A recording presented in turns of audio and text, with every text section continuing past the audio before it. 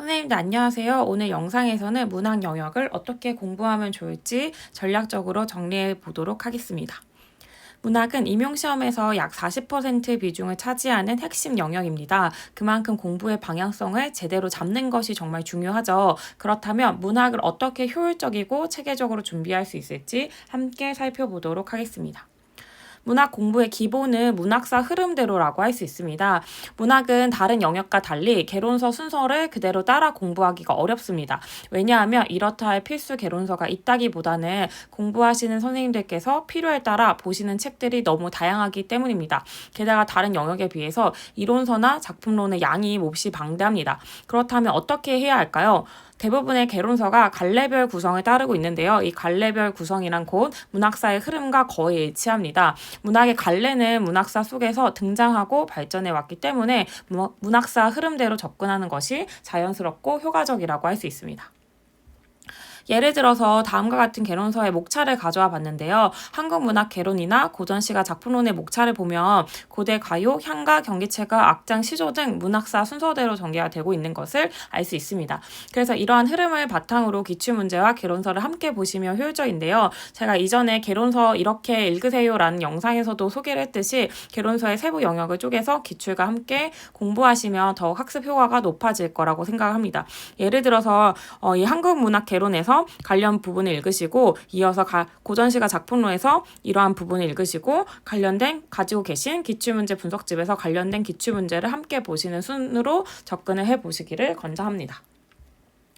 그리고 만약 현대문학이 어렵다면 갈래 이론을 먼저 공부하는 것을 추천합니다. 현대문학 작품론은 갈래 이론에 많이 의존하기 때문인데요. 이건 고전문학과 현대문학의 창작이나 기록 방식 또 장르 체계의 차이 때문인데요. 고전문학은 선생님들께서 잘 알고 계시다시피 구전이나 간습적인 방법으로 전해졌기 때문에 갈래 경계가 모호하고 또 혼용적인 경우가 많습니다.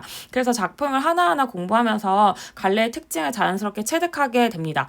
예를 들어서 선생님들께서 시조나 가사 또 영웅소설, 애정소설 등 장르의 구체적인 작품을 공부하시다가 보면 이 작품을 접하시면서 이론을 따로 배우지 않아도 감을 잡으실 수가 있습니다. 따라서 작품 중심으로 접근을 하시면 괜찮은데요. 현대문학은 조금 다르다는 생각이 듭니다. 현대문학은 출판 중심의 문학 체계 속에서 그 시, 소설, 희곡, 수필 등의 갈래가 명확하게 구분되어 있고 또 특히 작가나 비평가가 갈래의 규칙과 미학적 기준을 전제로 작품을 만들고 해석을 합니다. 그래서 중요한 것은 현대문학이 만약 어렵게 느껴지신다고 하면 갈래와 관련된 장르 이론에 대한 공부를 먼저 하는 게 매우 중요합니다. 특히 잘 알고 계시다시피 희곡이나 수필은 출제 빈도가 매우 낮기 때문에 시론이나 소설론에 관한 공부를 해보시는 것을 추천합니다. 근데 만약에 문학에 대해서 좀 자신이 없으신 분들을 위해서 좀 추천하는 것들을 가져왔는데요. 문학 개념 자체에 대해서 자신감이 없거나 혹은 내가 생각했을 때 고등학생 수준의 지식도 없다고 여겨진다면 다음 교재로 감을 잡는 것도 좋다는 생각이 듭니다. 다음 목록에 있는 교재들은 청소년용 수능 국어 개념어 교재인데요. 이 책 세 가지를 제가 가져왔는데 세 가지 다 비슷한 수준이기 때문에 선생님들께서 이미 가지고 계신 책이 있으시다면 혹은 구하기 편한 책이 있으시다면 이 책을 활용하시는 게 좋다고 생각합니다. 단 다른 영상에서도 제가 계속 강조를 했었는데요. 청소년 교재 오래 머무르지 않도록 유의하시면 좋겠습니다. 만약에 이 세 권들 중에서 한 권을 하신다고 하면 하루 이틀 안에 끝낼 수 있도록 집중해서 보시고 이후에는 본격적으로 시론이나 현대소설론과 같은 책을 통해서 갈래 이론에 대해서 본격적으로 익혀보시고 이를 또 이 이론이 어떻게 실제 작품에서 쓰였는지를 기출 작품을 통해 적용해 보시는 것을 추천합니다.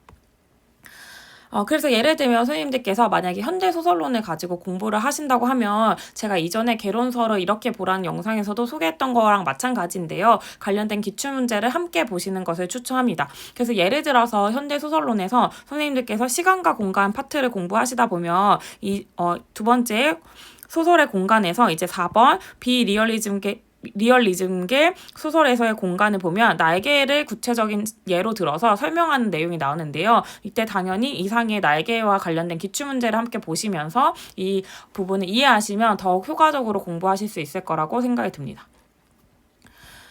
그리고 다음으로 문학사는 기출 수준이면 충분하다는 건데요. 문학 공부에서 가장 중요한 건 작품 그 자체에 대한 해석 능력입니다. 따라서 문학사는 출제의 배경이 될 수는 있지만 이를 파고들 필요는 없다고 생각이 듭니다. 그래서 임용시험은 특정 시기 또 특정 작가, 특정 작품을 중심으로 출제가 됩니다. 그래서 예를 들면 모더니즘 작품은 자주 출제가 되지만 카프문학 작품은 상대적으로 자주 출제가 되지 않는 것을 알 수가 있습니다. 왜냐하면 모더니즘은 해석의 여지가 넓고 실험적인 표현을 담고 있어서 비판적 사고력과 분석력을 평가하는 데 적합하지만 카프 문학은 계급투쟁이나 민중계몽과 같은 직접적인 메시지를 담고 있기 때문에 임용시험이 추구하는 그 논리적인 분석력을 보는 데에는 거리가 있기 때문에 출제 방향과는 조금 거리가 있기 때문입니다. 그래서 다음 기출문제가 어떻게 나왔는지를 한번 간단히 보려고 하는데요. 이와 같이 실제 기출문제가 어떻게 출제되었는지를 보면 이러한 그 차이를 더 선명하게 알 수가 있는데요. 카프 관련된 작품이라고 하면 이 두 가지 문제밖에 없는데 이 중에서도 하나는 사실 비평과 관련된 내용이었고요. 그리고 다른 부분에서는 이와 같이 모더니즘 소설만 가져와도 상당히 많은 비중으로 출제가 됐다는 것을 알 수 있습니다. 따라서 문학사 전체를 세세하게 파고들기보다는 기출문제에서 자주 다뤄진 흐름과 작가, 작품을 중심으로 이를 바탕으로 공부하시는 게 훨씬 효율적입니다. 그래서 문학사 관련된 내용을 기출문제를 풀다가 나올 때마다 간단히 정리하는 식으로 누적하시면 충분하다는 생각이 들고요. 선생님들께서 이 시험 자체가 비판적 사고력과 해석력을 평가한다는 것을 염두에 두시고 공부를 하시면 좋을 것 같습니다.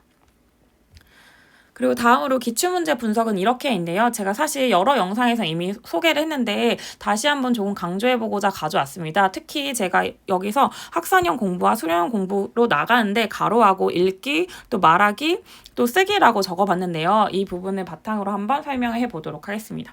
선생님들께서 학산형 공부를 하실 때는 이 초반 공부를 얘기하는데요. 초반에는 기출문제와 개론서를 일독을 하시면서 논리적인 사고를 키우는데, 즉 이해하는 데 집중을 하셨으면 좋겠습니다. 작품의 주제와 표현 방식이나 시대적 흐름 등을 넓게 보시고 이 비슷한 시기나 작품의 작가를 함께 묶어서 흐름을 잡아가는 것도 좋습니다. 그리고 더불어서 가능하시다면 가벼운 답안 작성 연습을 하시는 것도 좋습니다. 이때 가벼운 답안 작성 연습이라고 한 이유는요. 만약에 선생님들께서 직접 답안을 작성해 보신다고 하면 기억이나 니은 등과 같은 그 표지나 형식 등은 생략을 과감하게 하시고요. 사고 흐름 위주로 간단하게 구두 인출을 해보거나 아니면은 그냥 키워드만 메모하는 식으로 문제를 풀으시라는 의미입니다.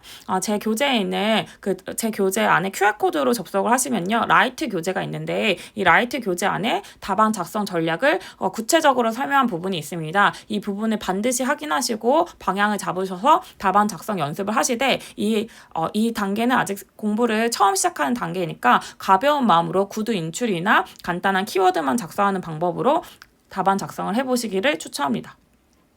근데 이 과정에서 정말 모르겠다 싶은 내용이 있으면 공들여 정리하기보다는 정말 내가 잘 이해되지 않는 부분을 아주 짧게 메모하거나 혹은 키워드를 형광펜으로 표시하거나 혹은 관련된 도서명과 쪽수를 간단하게 기입하는 정도로 넘어가시는 것을 추천합니다. 이 역시 제가 자주 강조드리는 그 단권화를 지향하라는 원칙과도 연결이 되는데요. 모든 것을 다 손으로 정리하려고 하다 보면 시간이 너무 오래 걸리고 비효율적일 수가 있습니다. 그래서 이 부분을 꼭 염두에 두시고 읽고 말하기 위주로 공부를 하셨으면 좋겠습니다. 다음으로는 이제 수련형 공부와 또 실전 대비 답안 작성 연습 단계인데요. 이때야말로 본격적인 쓰기가 들어가야 하는 시기인데요. 이 시기에는 선생님들께서 이미 분석해 놓으신 기출문제 분석집을 가지고 계속 반복 학습하시면서 속도감 있게 정리해 나가는 시기입니다.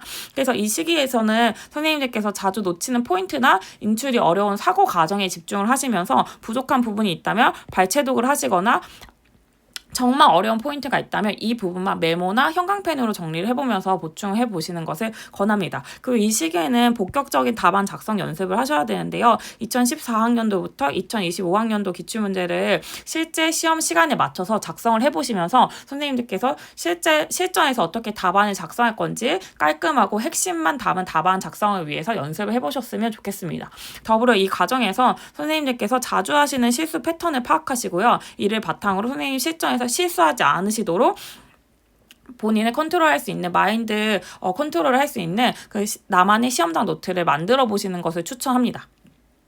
그래서 문학 공부라는 것은 양적인 지식보다도 작품을 해석하고 논리적으로 비평하는 능력을 평가합니다. 그러니까 문제와 그 개론서를 바탕으로 선생님들께서 타당한 근거를 바탕으로 해석하는 능력, 즉 논리적인 사고력, 분석력을 키우는 데 집중을 하셨으면 좋겠습니다. 이는 반복해서 읽고 생각하고 또 혹은 필요한 경우에 구두로 인출하는 정도에서 충분하다고 생각합니다. 글로써 정리를 하는 것은 꼭 필요한 것만 간추리는 방식으로 공부하시는 것을 추천합니다.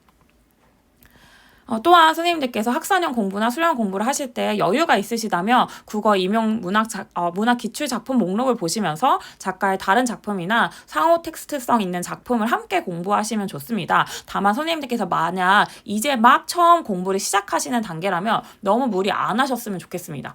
제 그 전공국어 토파보기에 수록된 내용만으로도 사실 적지가 않기 때문에 최소한 이 내용들과 또 관련된 개론서들의 내용을 일독하시고 여유가 되실 때 이를 활용하시면 좋겠습니다. 제가 블로그에 다음 파일을 올려두었는데요. 다음 중에 어느 주소로 접속을 하셔도 동일한 파일이 뜨고요. 그리고 이 유튜브 영상을 빌려서 파일 비밀번호를 공유하려고 합니다. 그래서 이 형광펜 친 부분이 비밀번호이니까요. 이를 입력하셔서 선생님들께서 활용을 하시면 되고, 혹시 교재를 가지고 계신 분들은 교재 안에 QR코드를 통해 드라이브에 접속하면 이 파일을 비롯한 다양한 자료가 업로드 되어 있으니까 꼭 참고하시고 활용하시기를 바랍니다. 그래서 모든 공부가 다 마찬가지 있지만요. 문학은 특히 깊이 있게 접근해야 하는 과목이라서 정해진 분량을 기계적으로 끝내는 방식이 잘 맞지 않습니다. 그래서 한 작품이나 한 작가를 이해하는 데 시간이 걸릴 수도 있고 하니까 작품 수를 줄이고 깊이를 늘리는 쪽으로 해서 몰입도 있는 공부를 하실 수 있도록 계획을 세우는 게 좋습니다. 또 피로가 쌓이거나 진도가 더디게 느껴질 때는 공부 강도를 조절하거나 복습 중심으로 기초를 다지시는 것도 좋은 전략입니다. 결국 공부라는 것은 꾸준함과 몰입이 핵심이니까 이를 염두에 두고 공부를 하시면 좋을 것 같습니다. 오늘은 문학 영역 공부 전략을 전체적으로 정리를 해봤습니다. 복잡하고 막막할 수 있지만 선생님들께서 흐름을 알고 구조를 잡고 나면 공부가 훨씬 수월해질 거라고 생각합니다. 그래서 무작정 외우는 것이 아니라 타당한 근거를 가지고 작품을 해석할 수 있는 분석력을 키우는 것이 임용 문학 공부의 핵심이라는 것을 알고 실천하시면 좋을 것 같습니다. 선생님의 합격과 평안한 교직 생활을 진심으로 기원합니다. 영상을 시청해주셔서 감사합니다.